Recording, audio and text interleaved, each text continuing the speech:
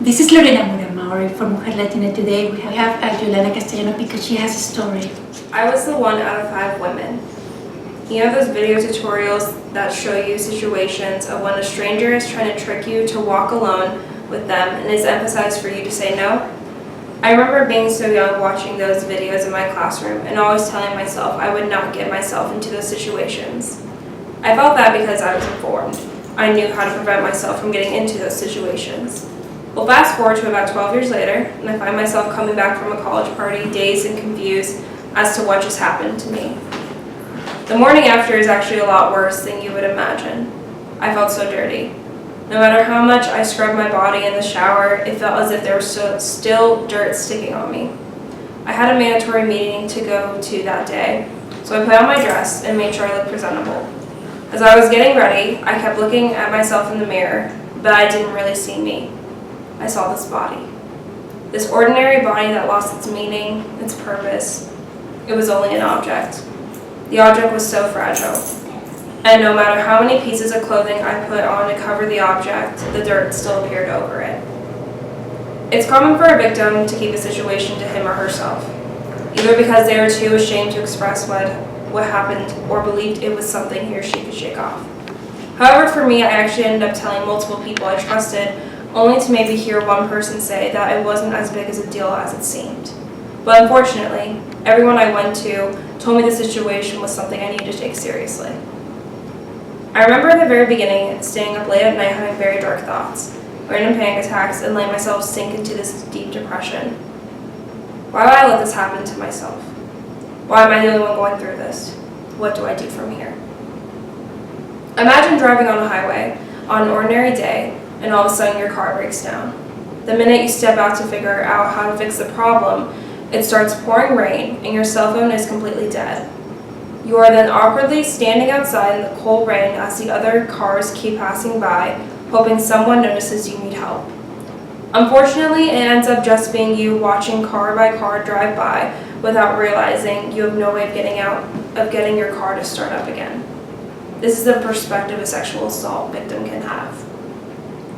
Seeing everyone go about their day and just having yourself feel so stuck, not knowing how to move forward. Where no one knows or has truly experienced the traumatizing event you have gone through and how it affects you both mentally and physically. I pretended for a period of time that it wasn't sexual assault and just an experience I could shake off. Instead of dealing with my feelings, I pushed them aside and focused on school and kept myself as busy as possible. There was a time and point, though, where I couldn't stop the thoughts from coming, and I found myself so physically exhausted that I couldn't get myself out of bed. That's the problem with prevention videos we watched as kids. They tell you how to not put yourself in a situation, but they don't teach you how to handle the aftermath if you realize you are or were in the situation. So what does the aftermath look like? Throughout the experience, you start to devalue yourself. Whenever I was around a group of people, I felt my worth diminishing because I questioned why it was me who had to go through it. When your body truly feels like an object in an instant, you question everything about yourself, from what you say, to how you act, to what you wear. I am here today, however, to tell you that the little negative voice inside your head does slowly start to disappear, and it starts being silenced by your own voice. Slowly but surely, you start to realize the only person who has control to put certain thoughts in your head is you. Even though you felt you couldn't control what happened to you in the past, you can certainly control how to view yourself from here on out. That same girl stuck on the highway is here. I'm willing to tell you that you do end up getting out of the rain and can safely drive again. Sometimes in life, you are forced to get off the main highway and instead take back roads in order to get to your destination. Along the way, you find people who you would least expect to connect with and realize how many are traveling the same back roads as you are. Although the journey will take longer, the journey itself is the most important part. Through taking a step back from the normality of life, you realize the most important thing you can do is to be patient and forgive yourself for what happened. The truth is sometimes you will never find the closure you were looking for to explain why this happened to you. But the important thing is that you are still here and can fight forward. I'm here to tell strangers, friends, and family that there is a light to this situation. I'm not going to promise that it will be easy. But I am going to promise that there is a 100% chance you are capable of fighting and finding your purpose through this. If you had seen me 5 months ago, you would have seen a girl who was very consumed in her insecurities and depression. You will get lost some days. You will feel like you've moved 10 steps forwards and then 100 steps back. But it is all about patience and understanding of yourself. So as you are reading this, or listening to this, I'm asking you to fight. Fight for your family who has watched you grow up. Fight for your friends who can make any rainy day a sunny day. Fight for the person who looks up to you as a role model. And most importantly, fight for yourself. You can get out of this alive. The hardest things in life we overcome hold the most important meanings for us to learn. I can promise today that I can look myself in the mirror and see more and more of me reflecting back. The object I was a part of for so long is alive, breathing again and stronger. The specks of dirt that were so stubborn to scrub off and now start fading away day by day. I am me again. But I'm also a new version of me, and I can't wait to get to know this person better. Keep your head up. God gives the toughest battles to his strongest soldiers. I am the 1 out of 5 women who were sexually assaulted before they graduate college. But I am more than just a statistic. I'm also a woman who wants to fight for all victims and bring an end to this ongoing issue. It's like any other college student. You want to go out, you want to have fun, and sometimes you just you kind of more just think in the moment. You don't think about how you could be feeling after if you do something stupid as like a hookup or like kissing random people. Like it's just a hookup culture in general. So when it happened, I thought to myself that okay, in a way it's like I'll like be like everybody else. It's okay. Everyone hooks up with random strangers, and I'll just go with the flow. And as situations started to happen, I did get scared. I started thinking, okay, like I'm a little nervous, but it's okay. Like everybody does this. Like it's not a big deal. And then it got to the point where I couldn't control what was happening next. The guy was very forceful. He refused to give my items back unless I pleased him. And in that case, there was points where I was literally begging him to give my stuff back and like just let me leave. But he like guilt tripped me a lot. Like he like played with my head a lot. And I will say, in fact, that I was sober at this point. So I was aware of the situation, of what was going on. But he just did not seem to like, he had no understanding of my situation. Like he was just thinking of himself. So that's what happened. And then even after that, I didn't even know what it was. I just went to bed, kind of just like shook it off.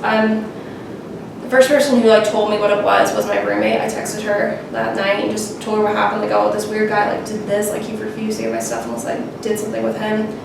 And she said it was sexual assault, and then I didn't believe her. Like I was like, oh, she's just overreacting.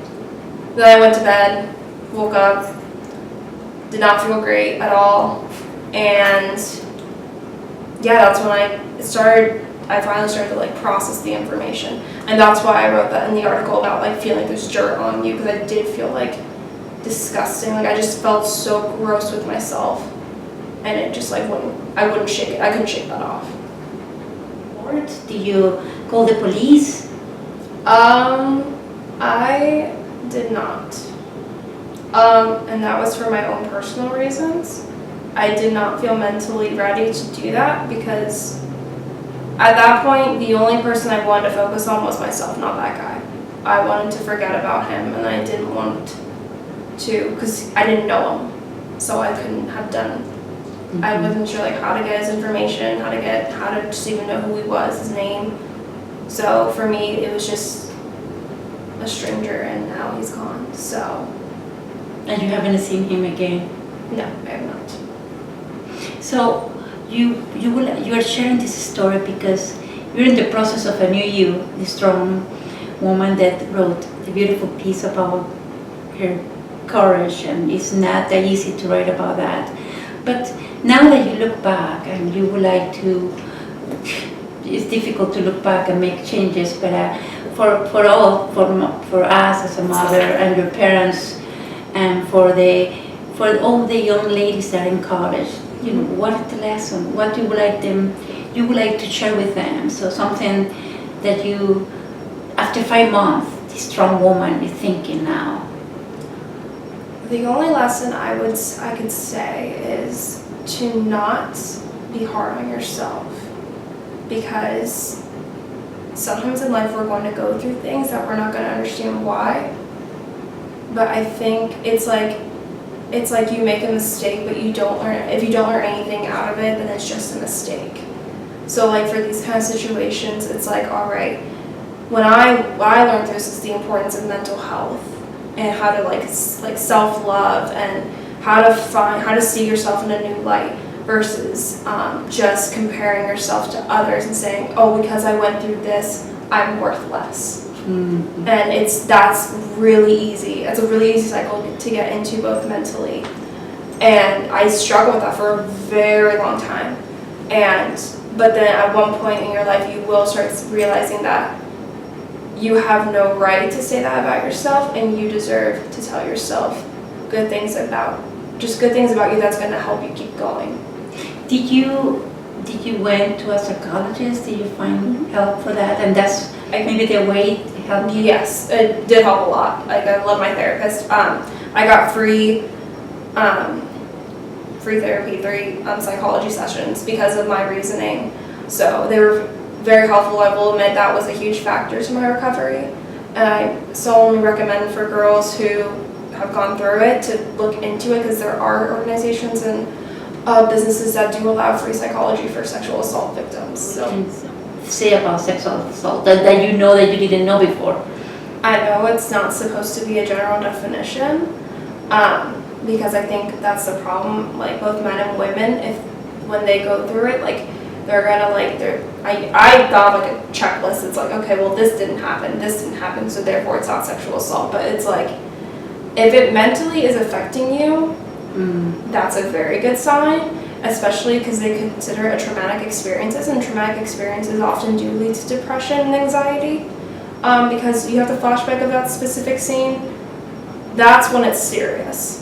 If you don't want to call it sexual assault, that's up to you, but it is a traumatizing experience that you do need to mentally handle, so like professionally with a therapist, or try to understand yourself how to turn around the situation.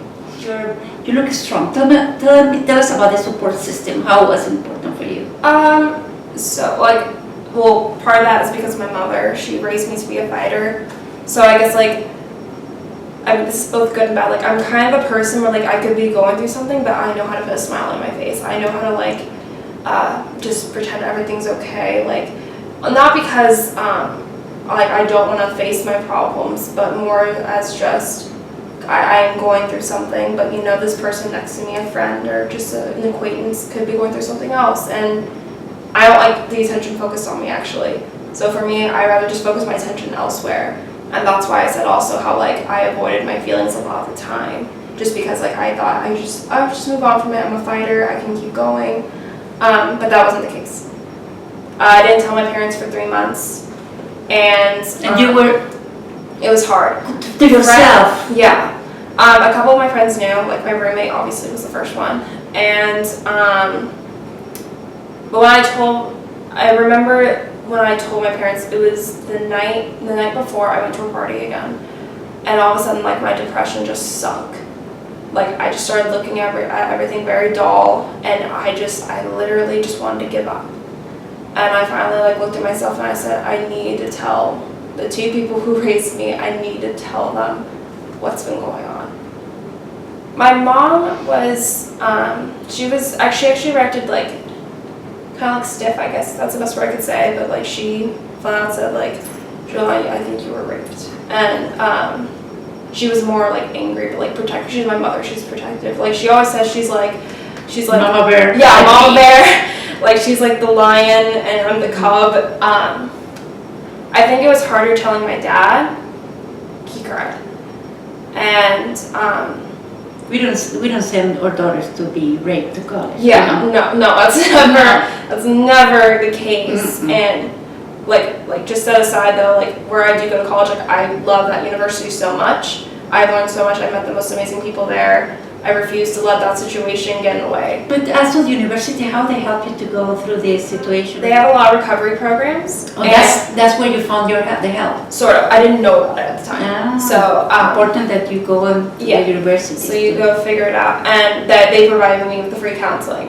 And there are more programs that are going to start in the fall with a UC student who's actually going to start it herself because she really wants to get active. Oh, it's important. Yeah. So your father's reaction? Yeah, he cried. And that was hard for me to see. Because one, like me and my dad, like when we cry, like something really bad has to happen for us to cry. Like I'm not a crier. And I'm a crier, sorry. No, you're fine. Mm-hmm. And I felt like at that point, this probably sounds weird, I felt like I let both of them down because I didn't want them to worry. I wanted, because they did inform me, like they told me like watch your drinks and everything, and it's like, oh, I failed that test. And I hated that feeling. Mm-hmm. So yeah, for them, it was hard for them to accept. Like it's, like sometimes like me and my dad, like we don't really talk about it anymore. Like I did tell him about the article. He was the first one I told before I posted it. And I told him, look, like, hey, I'm about to write about my story, my experience. Like I don't want you to be blindsided, like and be surprised I shared it. But like, if you don't support it, I understand. But I believe I need to share this. One of my good friends in my sorority actually told me this quote. It was, life begins at the end of your comfort zone. And that kind of, it was kind of like a big like epiphany for me. Like I realized like, okay, I did go through something. And I realized as I opened up to people about my experience, more people thanked me. And that was interesting. More people thanked me saying like, hey, I went through this too, and thank you for sharing because now I don't feel alone. And that made me like realize like, yeah, I want to share this because it's not for people to feel sorry for me, but to realize you're not alone and I understand. Like there's someone out there who understands the perspective that you could have. Just because I shared my story does not mean I'm stronger than those who are silent. Mm-hmm. I believe those who are silent, you are just as strong. And you can get through this. Try not to find reasons where you deserve to go through this, but more try to find reasons why to keep going. And I promise you there is plenty.